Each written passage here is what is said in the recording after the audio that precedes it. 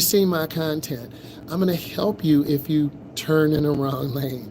I'm going to help you if you're going too fast into the turn. The expectation is if the light is turning yellow and you can stop safely, you need to stop in 3 seconds. 1001, 1002, and 1003. You stop in 3 seconds. You look. You don't want to put yourself into a dangerous situation where you're running lights. Your road tester is going to start marking you down, and then they're going to say, I need you to return to the office. I'm terminating the test. That's one of the worst things that can happen. Fear of heights. You remember I mentioned that I was in Houston, Texas with a client.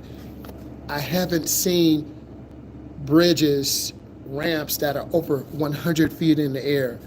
I'm thinking, oh my God, what if someone goes too fast around a curve? They're going to fall off that thing.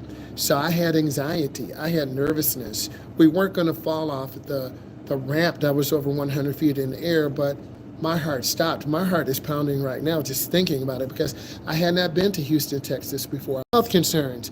I've been taking better care of my health. I feel a lot better. I'm smiling. You got to take care of yourself. Lost about 24 pounds. It's because I'm eating better, staying hydrated. And when you get your rest, you're better able to help other people. You're better able to help yourself because it's about longevity. I have a few more minutes.